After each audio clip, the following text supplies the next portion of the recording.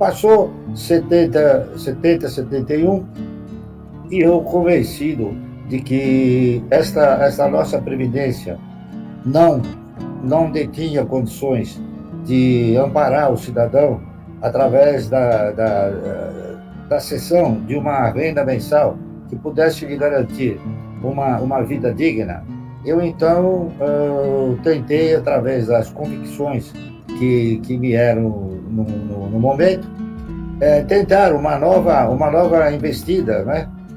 E avaliei todas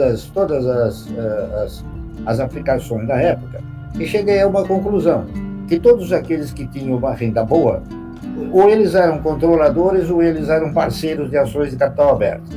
Muito bem, eu tentei então generalizar essa aplicação, interpretando o seguinte: se você fica 30 anos colaborando e contribuindo para o INSS, por que você não pode ficar 30 anos comprando ações?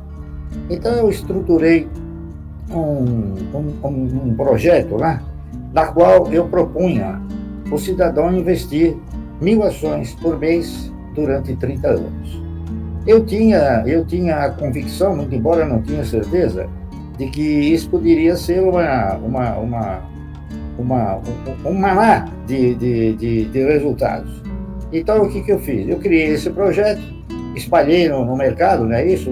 Na época era o presidente, eu esqueci o nome dele agora, mas... E foi feito um trabalho, e esse trabalho versava sobre as ações da SESC, que na época elas pagavam um dividendo mínimo prioritário e obrigatório, e ainda disponibilizavam uma bonificação de 10% ao ano. Por quê? Porque naquela época a maioria das ações elas possuíam valor unitário. Hoje as empresas, a grande maioria, não possuem valor unitário. Então, quando a empresa possuía o valor unitário, cada vez que aumentava o capital, ela era obrigada a emitir ações. Então, eu fiz esse trabalho, né, imaginando que ao longo de 30 anos eu pudesse ter uma aposentadoria boa. Como era apenas uma perspectiva, eu tinha, sim, alguma convicção que efetivamente as ações pudessem me oferecer uma renda mensal digna. Então, eu como estava lastreado também em ações, eu coloquei o título desse mercado em Ações Garantem o Futuro. Se eu tivesse de nomear esse trabalho, eu diria o seguinte: ações garantem um ótimo futuro. Tá entendendo?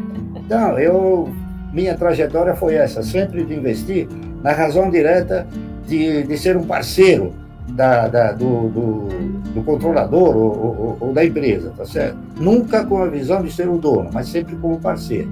E essa postura e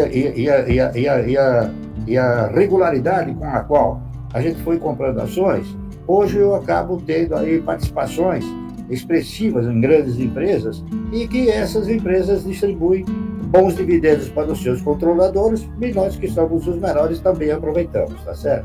Então, o segredo do mercado é um só: invista, tá certo? Invista, porque você investindo nos projetos de empresa, você está investindo na geração de riqueza, na circulação dessa riqueza e na distribuição dessa riqueza, correto? Isso é universal, acontece em todos os países do mundo, e aqui no Brasil nós ainda caminhamos, né, para um mercado razoavelmente incipiente, porque a grande maioria que nós temos no mercado hoje, eles não são investidores, eles são especuladores que têm a visão do ganho a curto prazo, é isso? E no fim eles acabam até se conscientizando que essa visão acaba sendo retratada como uma perda a curto prazo. Fazia em 1971, quando dei início a essa minha participação de parceiro no mercado. Eu continuo fazendo até hoje, é claro, com valores diferentes, tá certo? Mas a filosofia não mudou, e eu digo o seguinte: eu acredito que nos próximos 200 anos também não vai mudar, ok? O nosso histórico, é isso? O histórico do aplicador brasileiro, eu não digo do investidor, mas o aplicador brasileiro, é ter seguido a cartilha que interessava ao governo desde 1972, 73, que era o quê? Que era aplicar na poupança, tá certo? Que revelava sintomas de garantia, de segurança, entendeu? E de rentabilidade. Só que ao longo do tempo, o que aconteceu? Esses aplicadores acabaram universalizando a sua postura, no sentido de serem o quê? De serem agiotas. Porque na razão direta que você empresta, seja para quem for, você está praticando um ato de agiotagem. E a nossa postura foi sempre direcionar recursos para a geração de riqueza. Isso é muito importante, porque quando você direciona esses recursos para a geração de riqueza, você aciona mecanismos, aciona os meios econômicos, aciona a geração de emprego, aciona um sem número de fatores que são benéficos para a sociedade como um todo e para o país. Essa aqui é a realidade. Então, eu até gostaria de complementar o que o Lírio disse, falando o seguinte: há uma diferença brutal entre o ganho auferido por uma aplicação de renda garantida, que nós diríamos de renda fixa, e uma aplicação em renda variável, tá certo?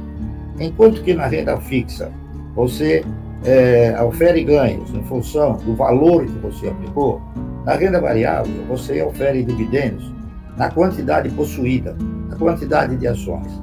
Assim é que, quanto mais ações você tiver de uma empresa que tenha o histórico de pagar dividendos, mais vezes você vai receber os dividendos, tá correto?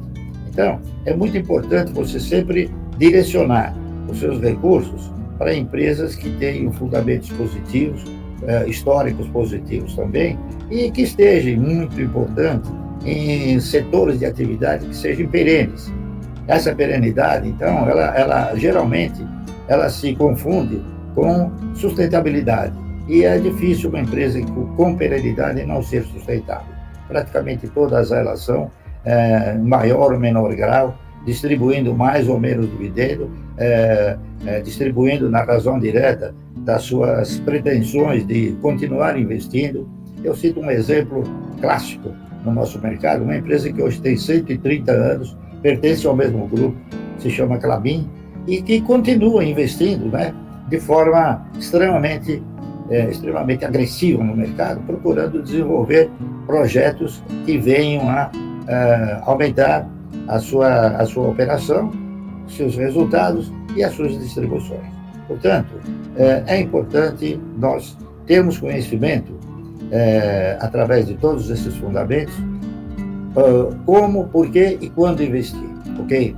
Mas o importante é que nós façamos o investimento e não utilizemos o instrumento da especulação.